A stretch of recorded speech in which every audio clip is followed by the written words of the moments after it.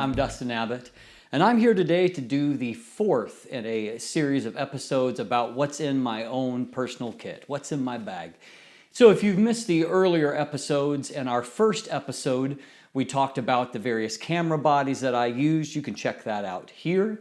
And then in the second episode, we talked about wide angle lenses of 35 millimeters and less.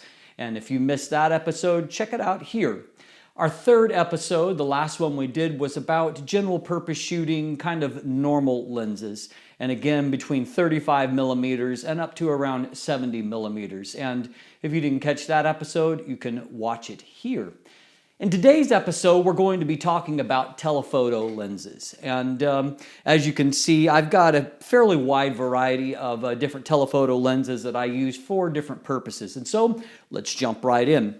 First of all, we'll just get these out of the way. These are both 1.4 times extenders. One is the one from Canon, and I prefer to use the Canon, but there's a lot of lenses that don't always cooperate with the Canon extender, either because of the distance to the rear element or because it doesn't autofocus with it. And so because of that, I also have a Kenko 1.4 times. This is the Teleplus Pro 3000 DGX, and as you can see, it is much more shallow, and as a result, it works with pretty much everything and seems to enable autofocus with pretty much everything. And so even if you don't have a camera body that allows you to autofocus at f8, there's only a few of them that do. The 1DX, 5D Mark III, the Canon 7D Mark II, and possibly the 5DS and 5DSR, but I don't know that for certain. But anyway, so for example, with this Canon 100-400L Mark II lens, you can't use the Canon extender on any of the bodies I have, but I can, and it works just fine with the Kenko extender. So I have both of those, and we'll use them occasionally on a few of these lenses. As I have done in these previous episodes, I kind of break things down from different purposes in my kit. I have some that I mostly use for mirrorless, and that is this lens here. This is the EFM 55 to 200 millimeter. It's an f4.5 to 6.3, and it is an STM lens. It has an image stabilizer. As you can see, it's a nicely compact telephoto, and I've really enjoyed using it because of that compact size. It's easy to bring along, and optically it's fantastic. And so it's been a great addition to my mirrorless kit. And the one vintage lens that I have here, I've used a variety of 135 millimeter vintage lenses, and there are some good ones. But they're not quite as good all around as what some of the modern lenses are. So the one that I have here is one that I got kind of as a throw-in with a 50 millimeter lens one time, and I found out that I actually like it. And so it's a very compact 150 millimeter f4. This is a super Tacumar lens, and so it provides a prime lens that will work on full frame camera, and of course then also on crop sensor, and so it's a very small package for bringing along 150 millimeters worth of reach. It's also a pretty good portrait lens, and so I've used it occasionally for that purpose. Beyond that, here's the reason why I don't really keep any of the vintage 135 millimeter lenses. It's because the Canon 135 millimeter f2L is a fantastic portrait lens. And in the last year, I reviewed a couple of other 135 millimeter lenses that are actually sharper overall. And one of them certainly I would take and prefer. That's the Zeiss APO Sonar 130 millimeter f2 lens, and it's a gorgeous lens all around.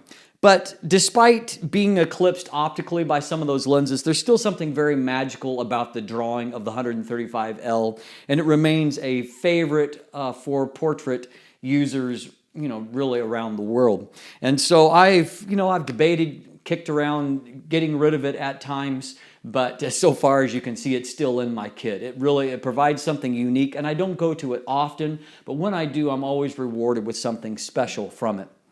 One of the reasons why I don't reach for that as often, here's reason number one, and that is the Canon 100mm f2.8 LIS-USM. This is a 1:1 macro lens, but it's also a fantastic portrait lens, and it's super sharp, wide open, has gorgeous bokeh, and the fact that it has an image stabilizer means that in some situations I reach for it, and in some situations a preference for the 100mm focal length over the 135mm focal length.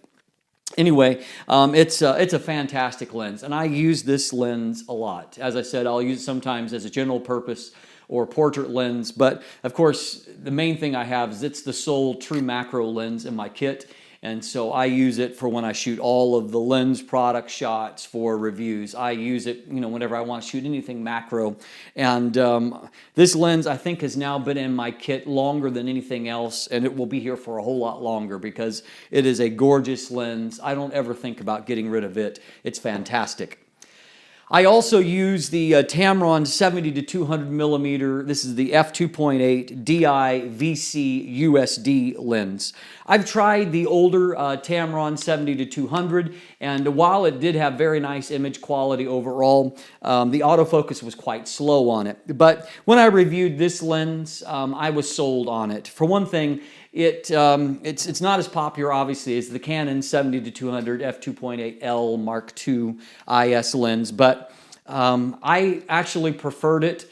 The autofocus is not quite as good in terms of the overall speed, and also this one doesn't play quite as well with extenders as the Canon, but it's very fast autofocusing, and it also for me has been extraordinarily accurate. I use it extensively in portrait sessions, weddings, events, and it has never let me down. It's a fantastic lens, but the reason why I did go with it over the Canon is the fact that this is actually sharper everywhere save maybe at 200mm, and it's super sharp at 200mm, so no qualms there.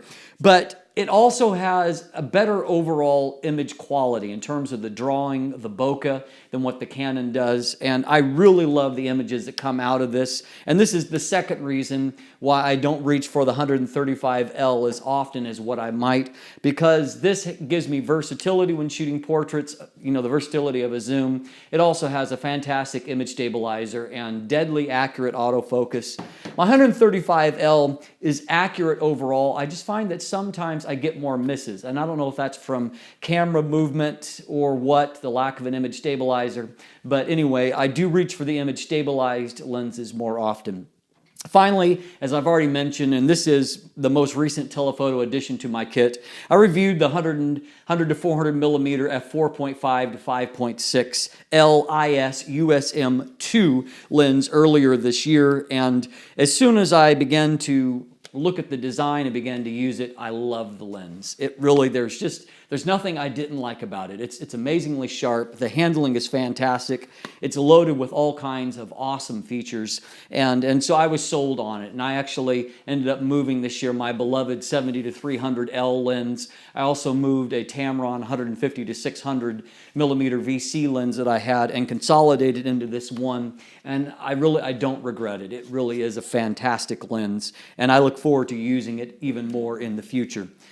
And so there you have it. These are the telephoto lenses that I used, and I enjoy using them. They're all unique in some way, and so once again, I hope you've enjoyed taking a look at the various lenses that are in my kit. I'll do one more episode after this when I'll look at some of the accessories and flash units, way that I carry my gear. It should be a brief segment, but we'll do one last piece as a part of this. So thanks for watching, and if you haven't already, please subscribe.